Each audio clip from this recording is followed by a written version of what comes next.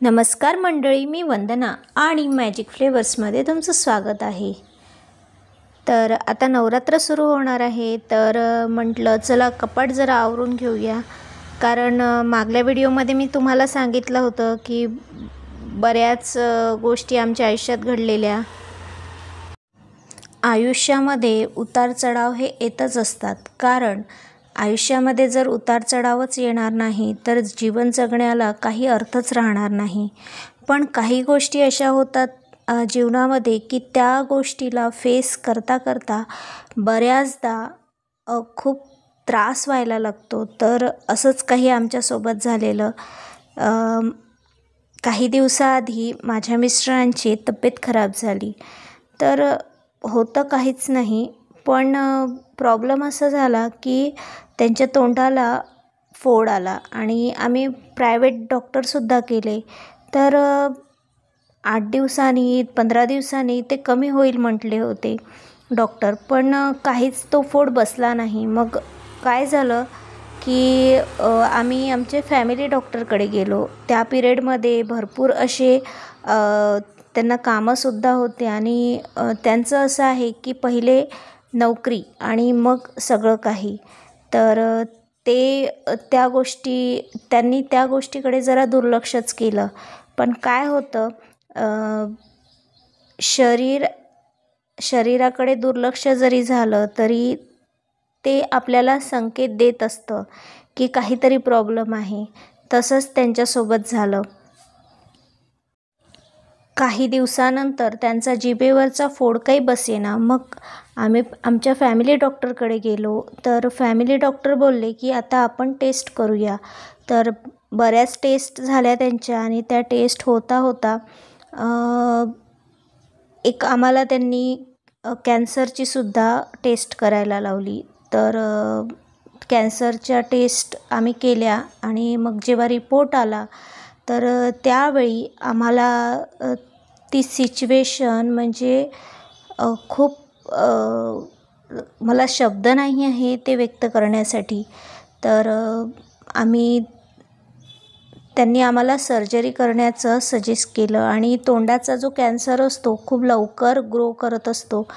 तर त्याच्यामुळे बरेच दिवस आम्ही म्हणजे ती गोष्ट आमच्या आयुष्यात होऊ शकते हेच एक्सेप्ट करायला आम्हाला बरेच दिवस लागलेत।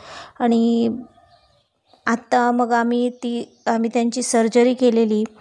पण काय होतं ना, आपण एखाद्या प्रॉब्लेममधून निघण्याचा प्रयत्न करत असतो आणि स्वतःला खंबीर बनवत असतो की आपण त्या प्रॉब्लेममधून निघूया। कारण आयुष्य आहे तर काही ना काही प्रॉब्लेम तर येणारच आहे।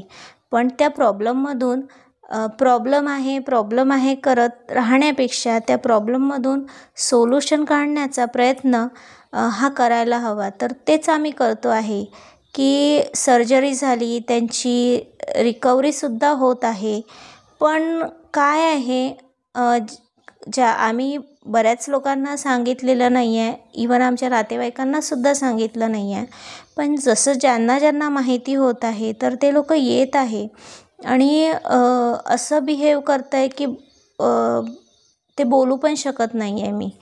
पण मला एवढंच म्हणायचं आहे की एखाद्या माणसाला तुम्ही जर हिंमत देऊ शकत नाही तर त्याची हिंमतसुद्धा तुम्ही खचवू नका। आणि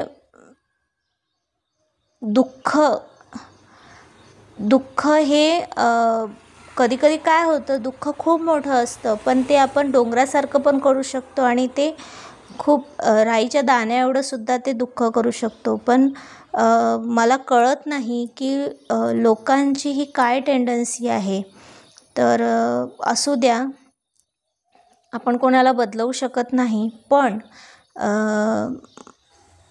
बऱ्याचदा आम्ही त्यांना खूप जास्त समजून घेण्याचा प्रयत्न करत आहे। कारण या सगळ्या गोष्टीमुळे एकतर सगळ्याच गोष्टीवर त्याचा परिणाम पडत असतो। एकतर तुमच्या आर्थिक बाजूवर पण परिणाम पडत असतो, मेंटली स्ट्रेस होत असतो आणि शरीरावरसुद्धा त्याचा परिणाम पडत असतो।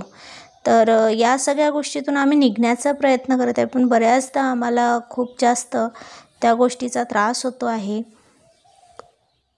तर स्वतःला शक्ती आपणच देतो आणि स्वतःची शक्ती आपणच काढून घेतो, हे ज्यावेळी आपल्याला कळतं ना, तीच जी शक्ती असते ती आपल्याला पुढे आयुष्य जगण्यासाठी महत्त्व देत असते.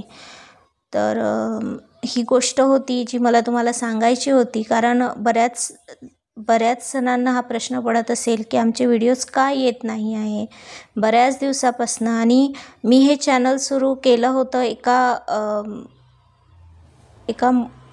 एका मेन उद्देशाने की आपल्यातले जे गुण आहेत ते सुद्धा दाखवायचे आणि आपल्यातल्या काहीतरी गोष्टींमुळे कोणीतरी काही शिकत असेल आणि त्या गोष्टींनी आपल्याला आपल्या आर्थिक बाजूला पण सपोर्ट होऊ शकेल, या निमित्ताने मी हे चॅनल सुरू केलं होतं. तर बरेच जण या चॅनलचे व्हिडिओज बघतात पण सबस्क्राईब करत नाही. तर मी तुम्हाला विनंती करते आहे की तुम्ही चॅनलला सबस्क्राईब करा आणि व्हिडिओ आवडत असेल तर लाईकसुद्धा करा. तर अशा काही गोष्टी होत्या. या ज्या ज्वेलरीज आहेत खूप वर्षापासूनच्या आहे माझ्या, पण एक आहे की मी 8-8, 9-9 वर्षाच्या या ज्वेलरीज आहे माझ्या. तर मी काय करते की त्या खूप जास्त त्यांची काळजी घेते आणि माझा हा स्वभाव आहे की जसं आपण एखाद्या वस्तूची काळजी घेतो ना, तसंच आपण आपल्या स्वतःची सुद्धा काळजी घ्यायला हवी.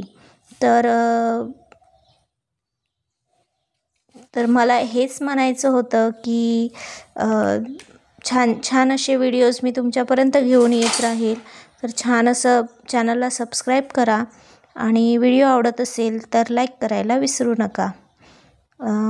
इथे सगळं मला 1 ते 1.5 महिना लागला सगळं घर आवरायला. परमेश्वराच्या कृपेने माझ्या दोन्ही पोरांनी सगळं सांभाळून घेतलं आणि आम्ही त्या गोष्टीतून थोडं सावरत आहे. तर त्यासाठी आम्ही परमेश्वराला धन्यवाद देतो आणि असेच छान व्हिडिओज तुमच्यापर्यंत परत आम्ही घेऊन येत राहू. तर त्यासाठी तुम्हाला सगळ्यात आधी सबस्क्राईब करावं लागेल आणि सुंदर असे व्हिडिओज बघण्यासाठी लाईकसुद्धा करावं लागेल. श्री स्वामी समर्थ.